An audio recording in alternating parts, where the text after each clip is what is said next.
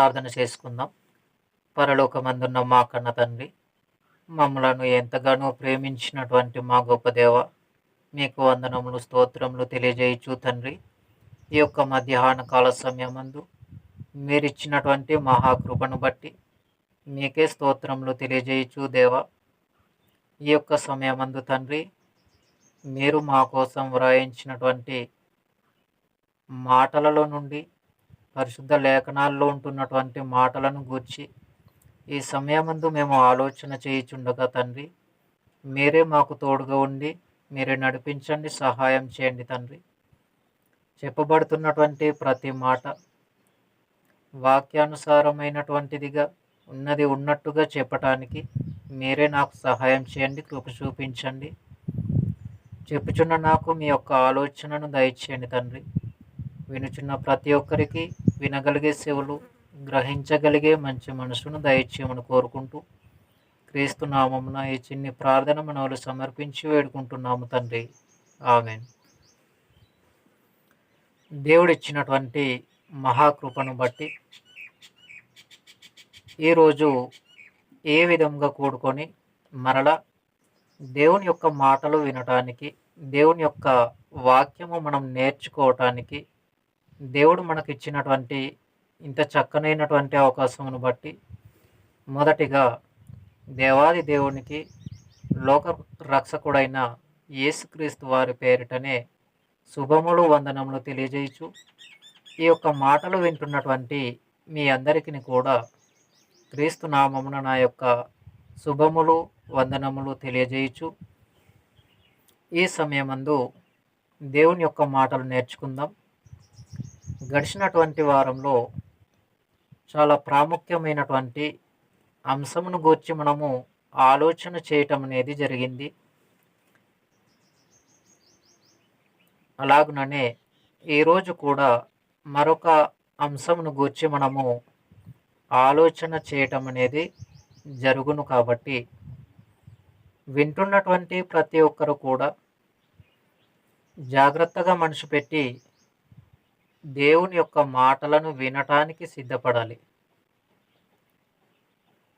నేను చెబుతున్నది వాక్యంలో ఉన్నదా లేదా, నేను మాట్లాడే ప్రతి మాట వాక్యానుసారమైనదా కాదా, దేవునికి అనుకూలమైనటువంటిదిగా నేను మాట్లాడుతున్నానా, దేవుడు కోరుకుంటున్నటువంటి మాదిరిగానే నేను చెప్పగలుగుతున్నానా లేదా అని జాగ్రత్తగా పరిశుద్ధ గ్రంథంలో వ్రాయబడినటువంటి మాటలను బట్టి మీకు మీరుగా, ఎవరికి వారుగా దేవుని యొక్క మాటలను పరిశీలన చేయవలసినదిగా మొదట మీకు క్రీస్తు ప్రభువారి పేరిట తెలియపరచడం అనేది జరుగుతూ ఉంది.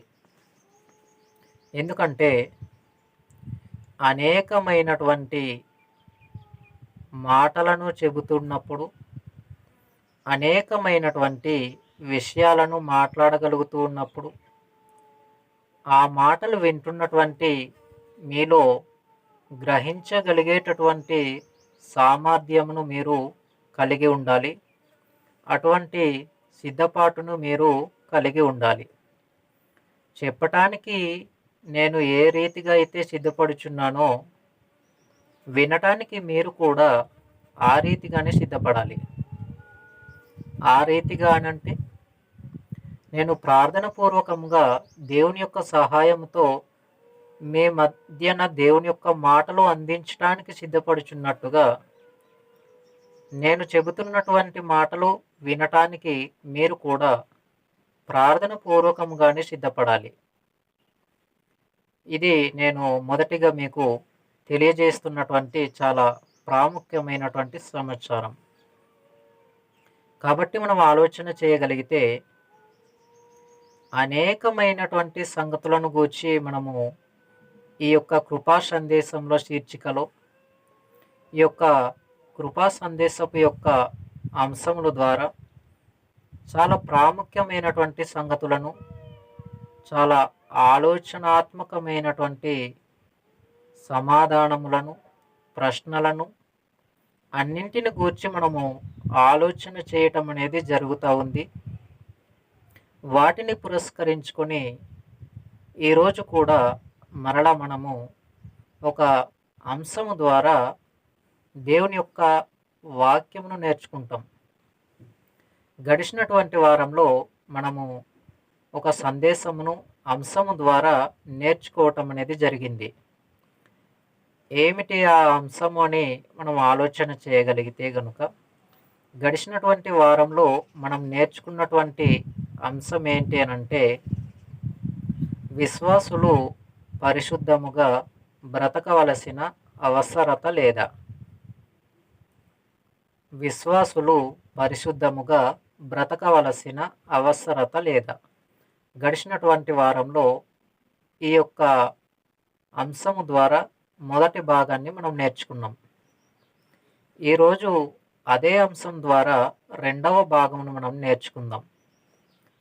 విశ్వాసులు పరిశుద్ధముగా బ్రతకవలసిన అవసరత లేదా? రెండవ భాగం. ఈరోజు మనం నేర్చుకునేటటువంటిది రెండవ భాగం.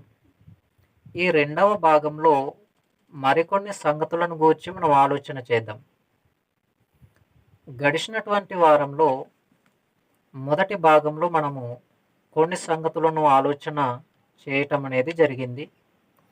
ఈ వారంలో ఈరోజు ఈ సమయంలో మరికొన్ని సంగతులను గూర్చి మనము ఆలోచన చేయగలుగుతూ దేవుని యొక్క మాటలను ముందుకు కొనసాగించుకోగలిగితే జాగ్రత్తగా మనము పరిశుద్ధ గ్రంథంలో వ్రాయబడినటువంటి మాటలు చదువుచున్నప్పుడు, ఆ మాటలను వివరిస్తూ ఉన్నప్పుడు మనసు పెట్టి ప్రతి ఒక్కరు కూడా జాగ్రత్తగా విని ఆ మాటలు అలా ఉన్నాయా లేవా అని పరిశీలన చేయగలిగేటటువంటి వారిగా వింటున్న ప్రతి ఒక్కరు కూడా సిద్ధపడవలసినదిగా మొదటిగా మీకు మరొకసారి తెలియజేయటం అనేది జరుగుతూ ఉంది.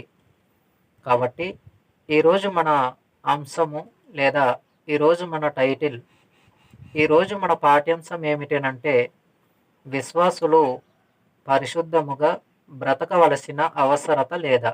రెండవ భాగం, పార్ట్ 2. ఈ పార్ట్ 2లో లేదా ఈ రెండవ భాగంలో మనం ఏం నేర్చుకోబోచున్నాము అంటే, మొదటిగా ఆలోచన చేద్దాం.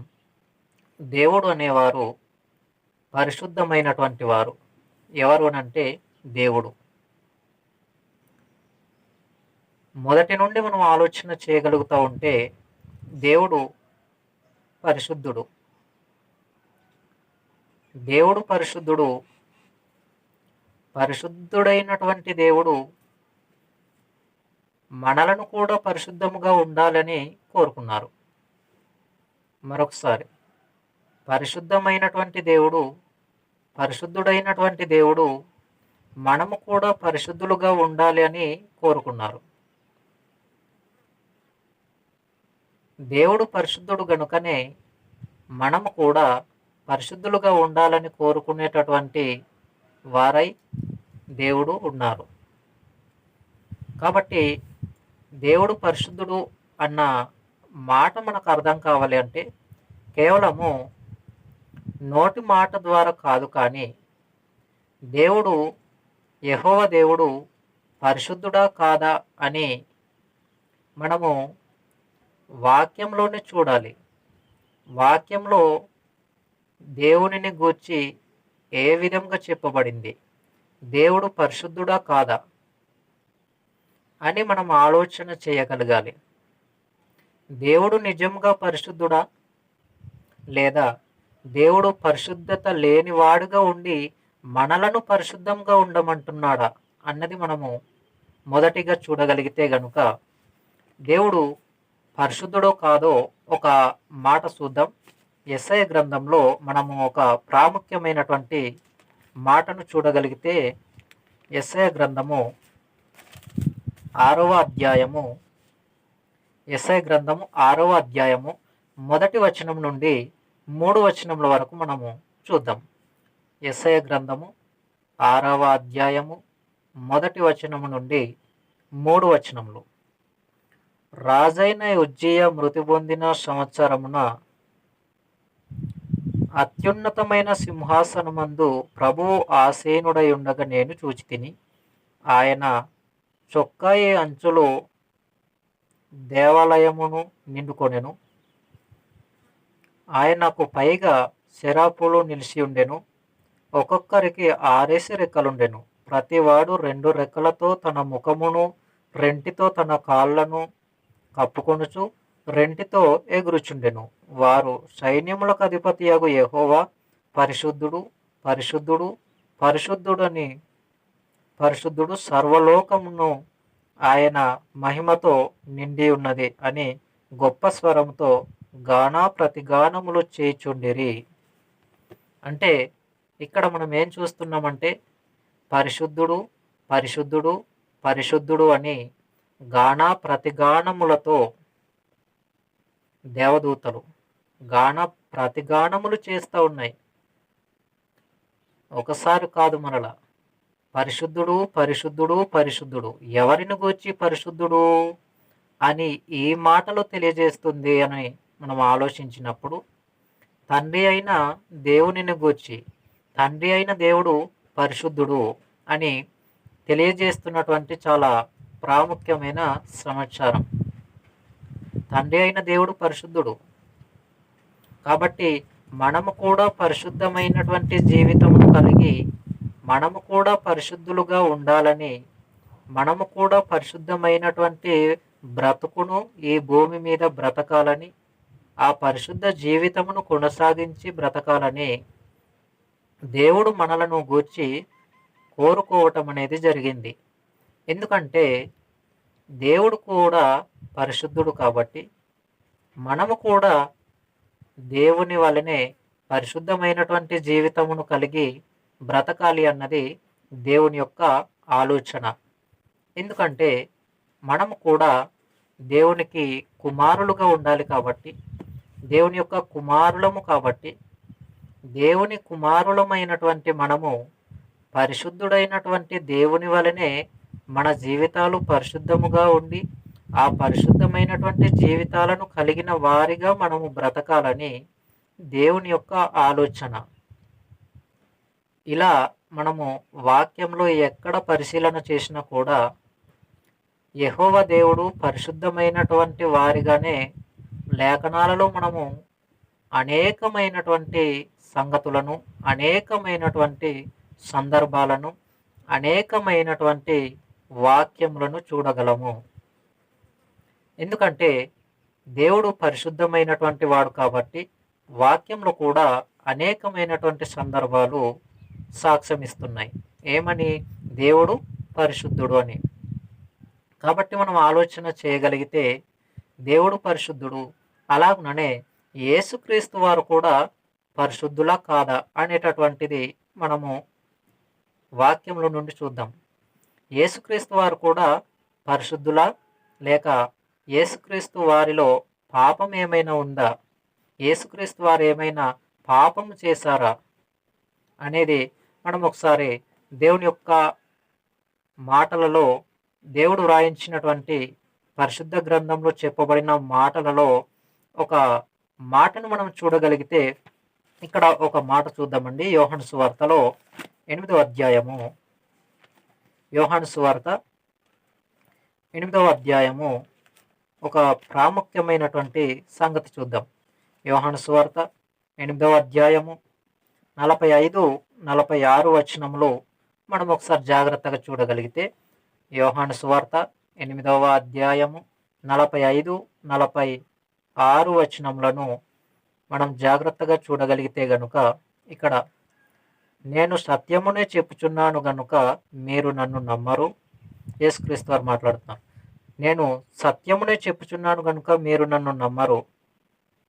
నా యందు పాపమున్నదని మీలో ఎవడు స్థాపించును?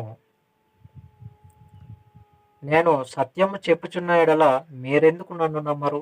ఇక్కడ యేసుక్రీస్తు వారు మాట్లాడుతూ, నేను సత్యమునే చెబుతున్నాను, నేను సత్యమే మాట్లాడుతున్నాను, కానీ మీరు నమ్మరు. నాలో పాపమున్నదని మీలో ఎవడు స్థాపించును? ఎవడు నిరూపిస్తాడు అంటున్నాను. ఎవరు రుజువు చేయగలరు నాలో పాపం ఉందని?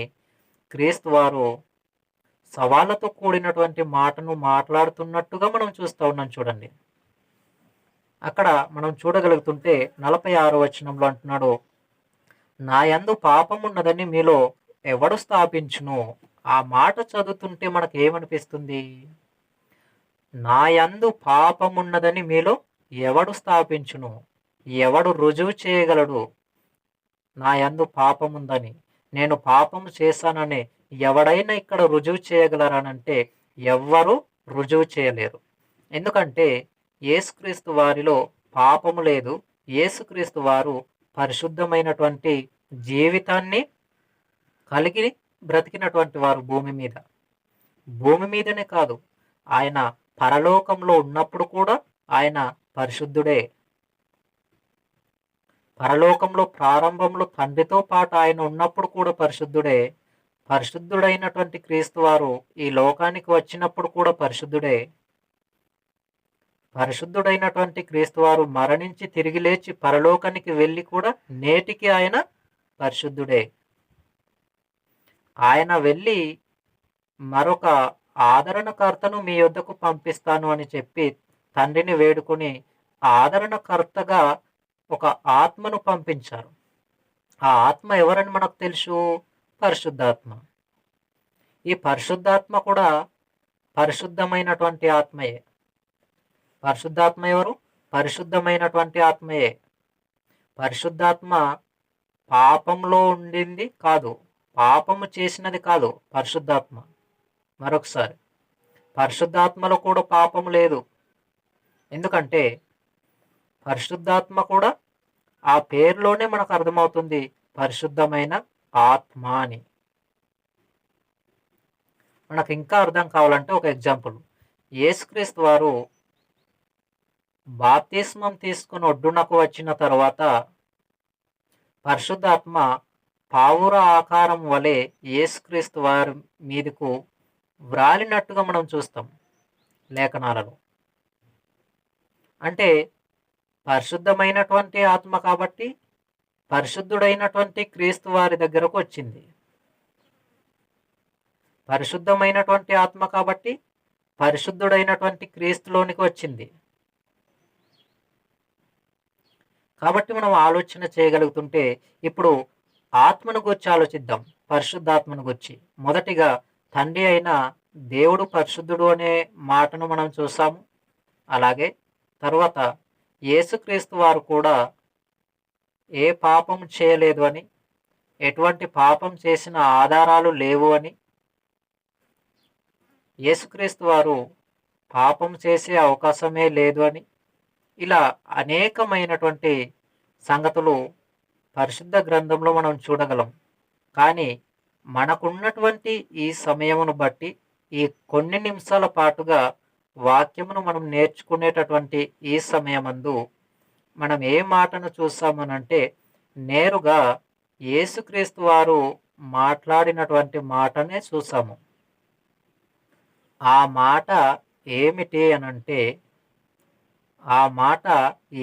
అనంటే నా యందు పాపమున్నదని మీలో ఎవడు స్థాపించును అన్నాడు.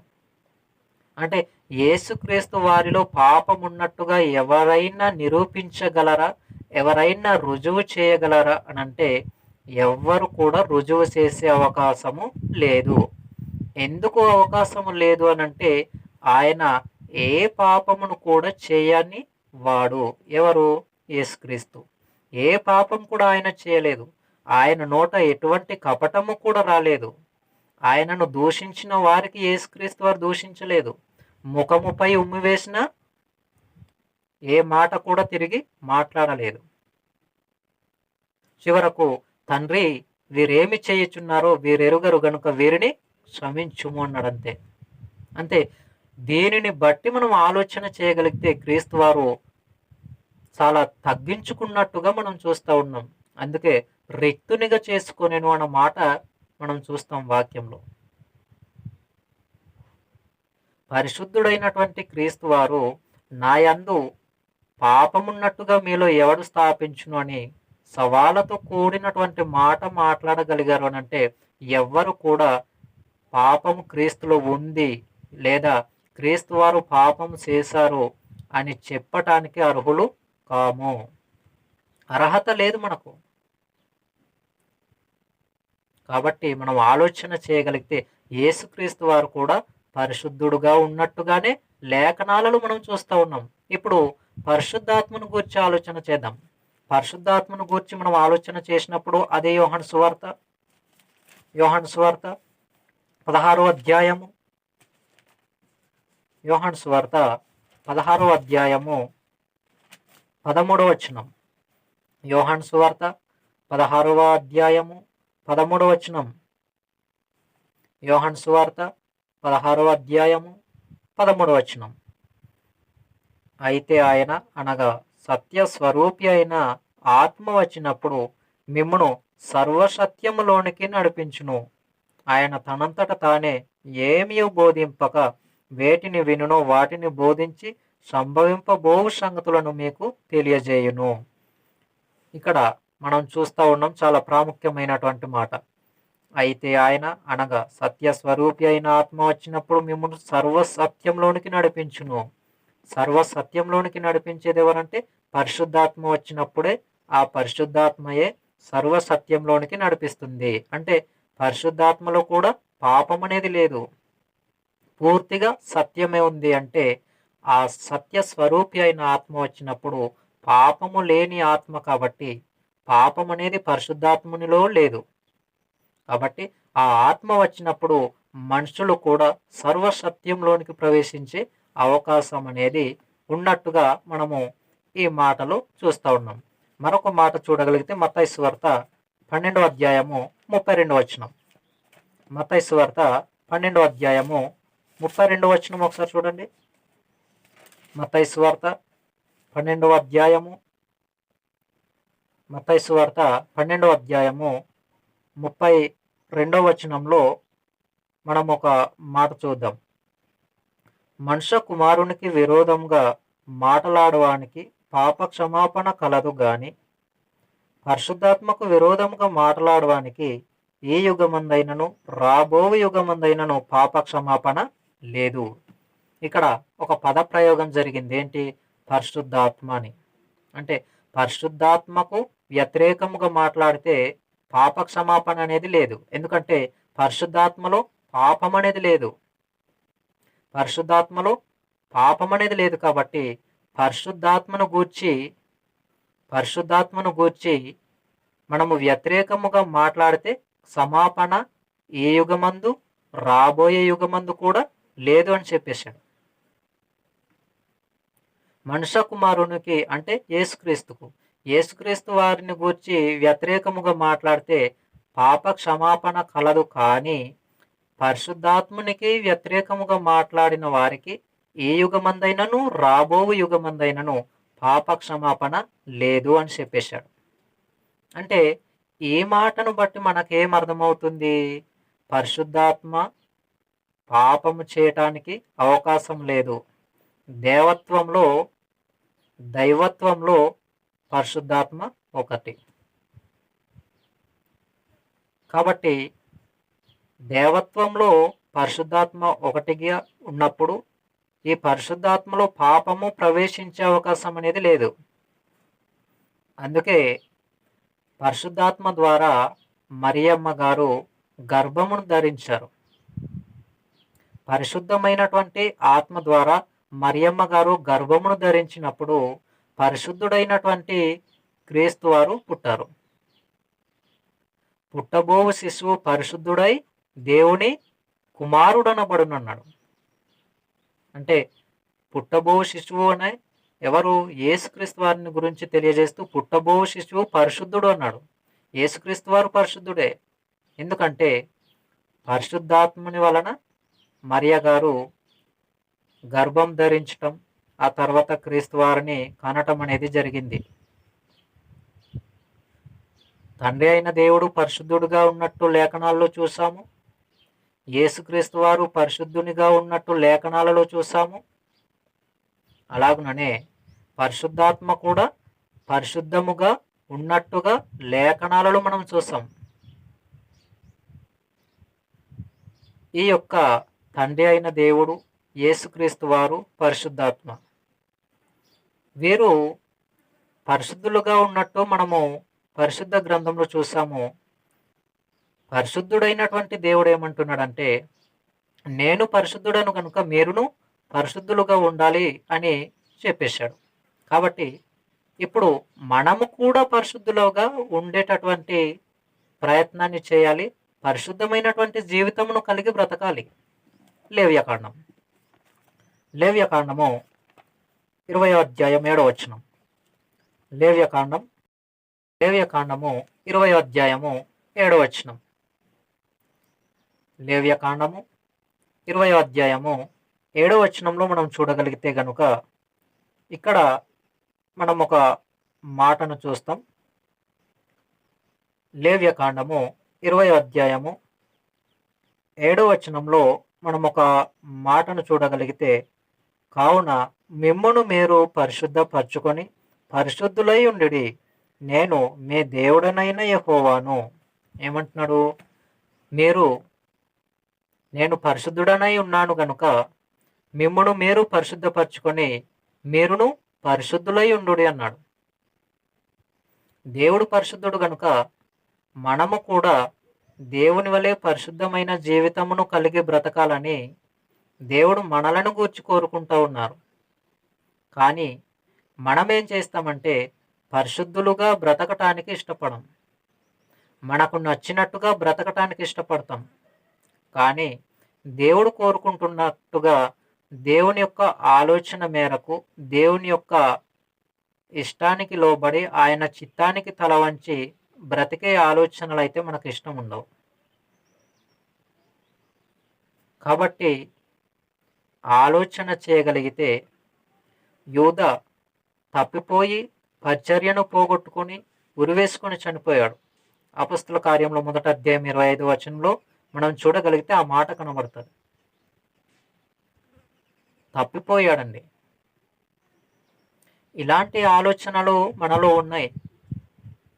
దేవునికి ఇష్టం కాని ఆలోచనలు, దేవుని యొక్క సంకల్పాన్ని నెరవేర్చలేని ఆలోచనలు, దేవుడు కోరుకుంటున్నట్టుగా బ్రతకలేని ఆలోచనలు మనకు మనమే సృష్టించుకొని, మన హృదయంలో మనమే ఆలోచించుకొని పరిశుద్ధమైనటువంటి జీవితాన్ని కలిగి బ్రతకలేనటువంటి వారముగా ఈ భూమి మీద మనం బ్రతుకుతూ ఉన్నాం.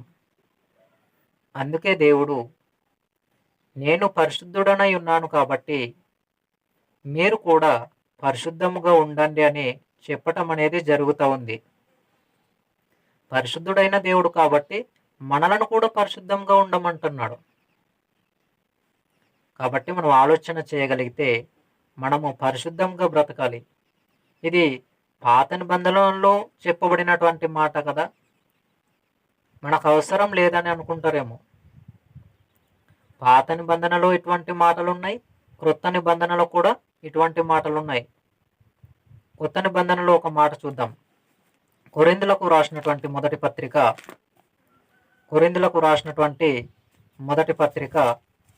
3వ అధ్యాయము. కొరింథీయులకు రాసినటువంటి మొదటి పత్రిక 3వ అధ్యాయము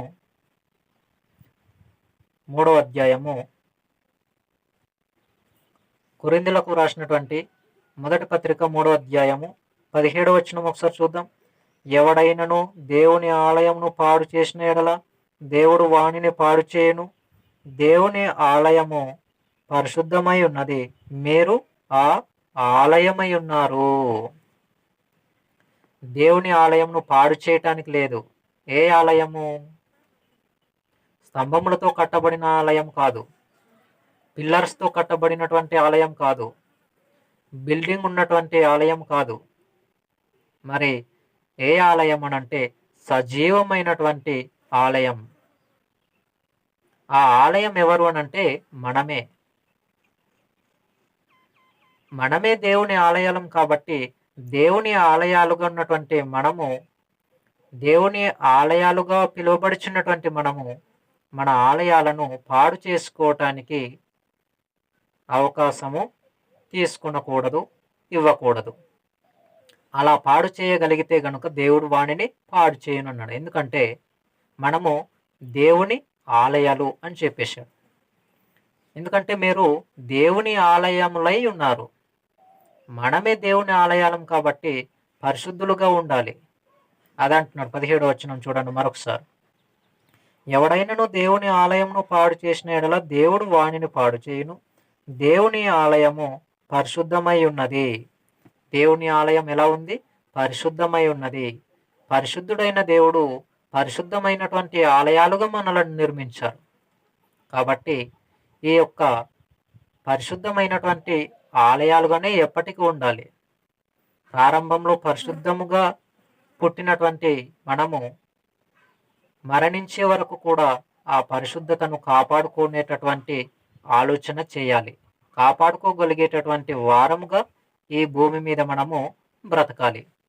అందుకంటున్నాడు దేవుని ఆలయము పరిశుద్ధమై ఉన్నది, మీరు ఆ ఆలయమై ఉన్నారు.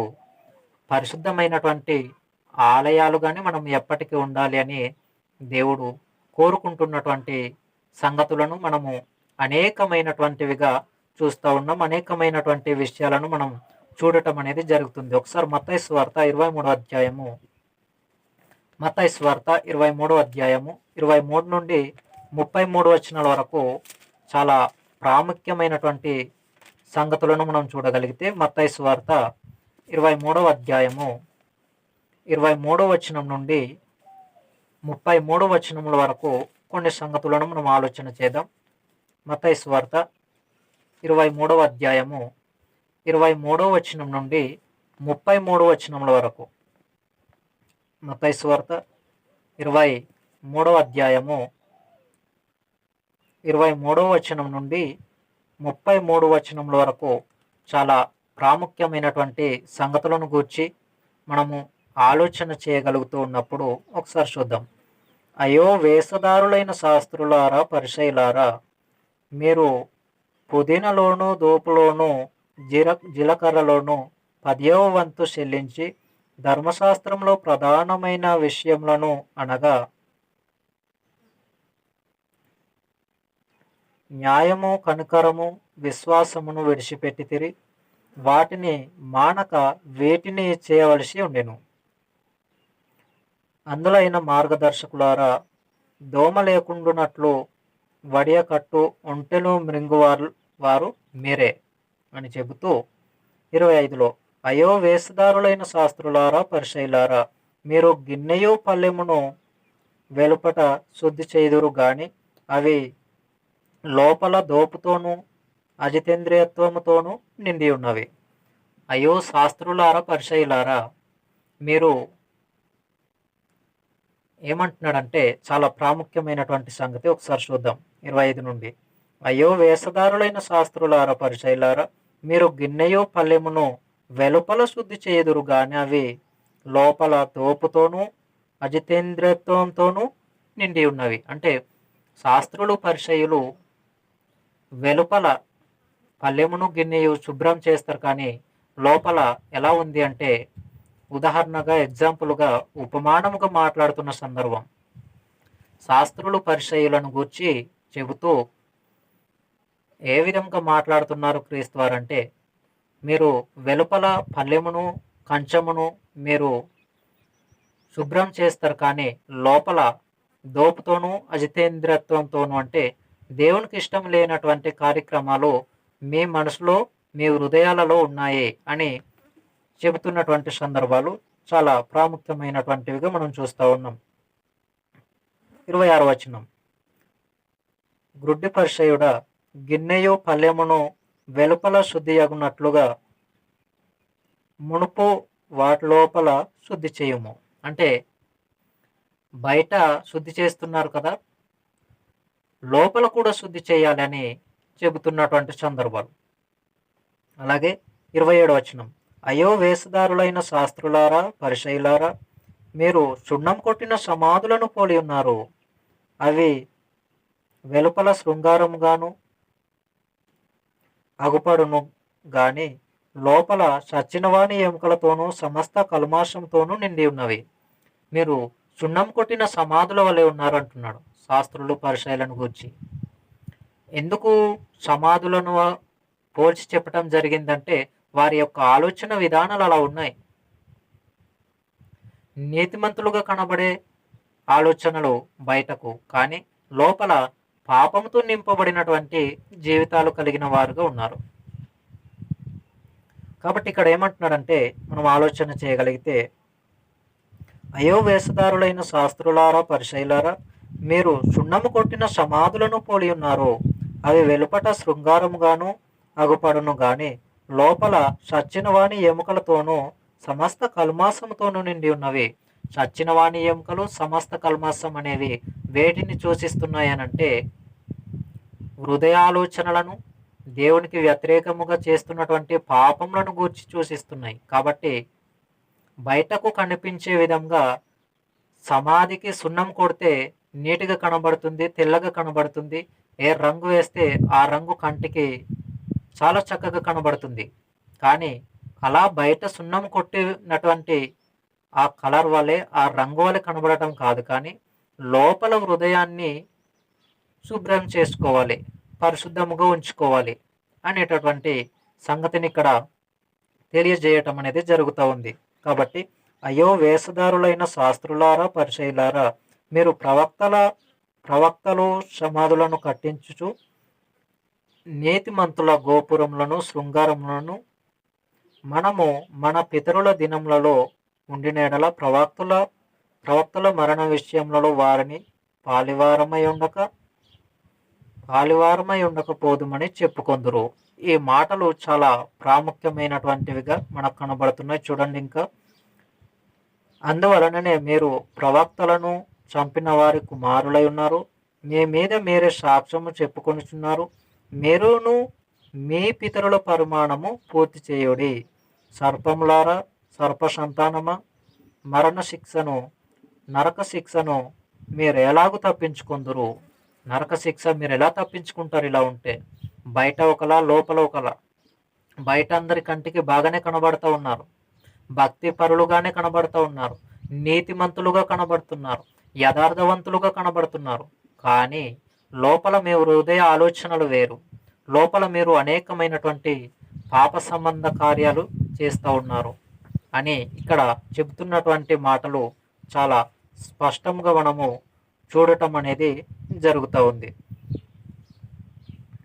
కాబట్టి ఇది వరకు మనము చూసిన ఈ సందర్భాలను గురించి ఆలోచన చేస్తున్నప్పుడు శాస్త్రులు పరిసయ్యులు ఎలా ఆలోచన చేశారు, ఎలా ఉన్నారు అని అంటే వారి ఆలోచన విధానాలు వేరు.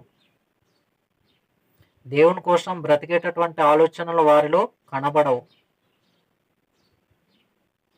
దేవునిలో ఎదగాలనేటటువంటి ఆలోచనలు వారిలో కనబడవు.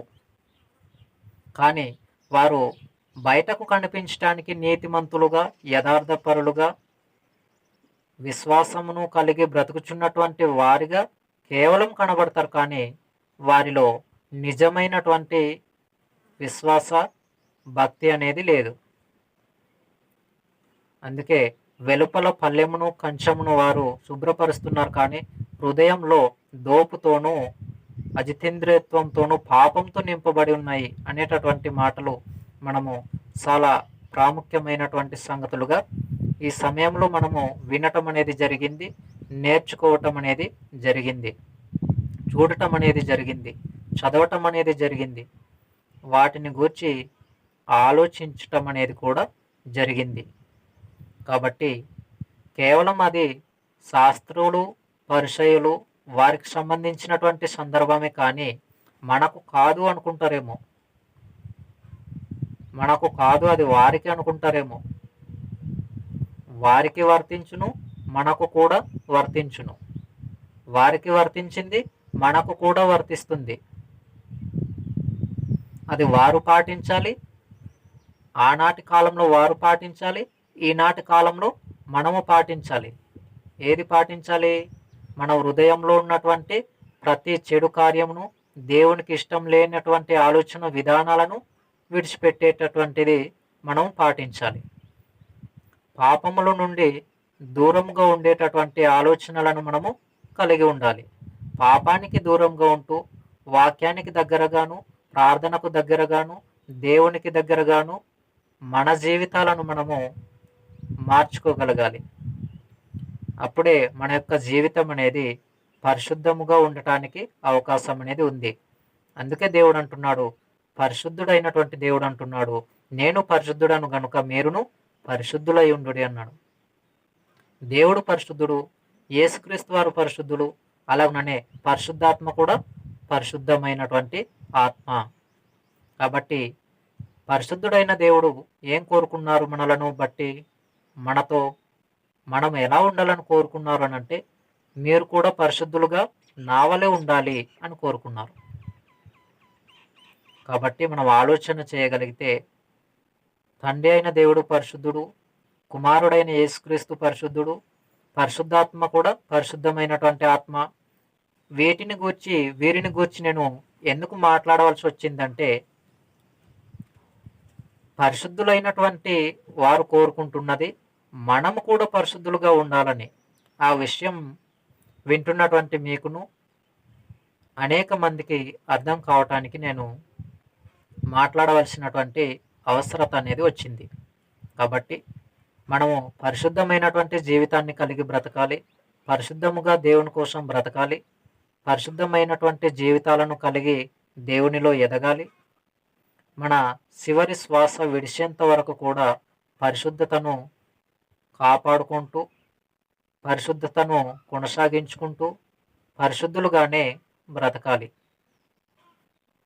కాబట్టి అనేకమైనటువంటి సంగతుల ద్వారా ఇదివరకు చాలా ప్రాముఖ్యమైనటువంటి మాటలు మీరు వినటం అనేది జరిగింది, నేర్చుకోవటం అనేది జరిగింది. కాబట్టి మనమందరము కూడా మన యొక్క జీవితాన్ని పరిశుద్ధపరుచుకుంటూ, దినదినము వాక్యంతో మన జీవితాలను నింపుకుంటూ, ప్రార్థనను కలిగి ఉంటూ, అనేకమైనటువంటి ఆత్మీయ సంగతులను గూర్చి ఆలోచన చేయగలుగుతూ, ఆత్మీయ కార్యక్రమాలను చేయటానికే మన యొక్క జీవితాన్ని ముందుకు కొనసాగించుకునే వారిగా మనమందరమును కూడా సిద్ధపడి సంపూర్ణులుగా ఈ భూమి మీద దేవుడికి ఇష్టమైనటువంటి జీవితాన్ని కలిగి బ్రతకవలసినదిగా మీ అందరికీ కూడా ఈ కొన్ని మాటల ద్వారా తెలియజేస్తూ ఈ సమయమందు చిన్న ప్రార్థన చేసుకుని ముగించుకుందాం. పరలోకమందున్న మా కన్న తండ్రి, మమ్మలను ఎంతగానో ప్రేమించినటువంటి మా గొప్ప దేవ, మీకు వందనములు, స్తోత్రములు తండ్రి. ఇది వరకు మీరు మాకు తోడుగా ఉండి నడిపించి సహాయం చేసిన విధానమును బట్టి వందనములు తండ్రి.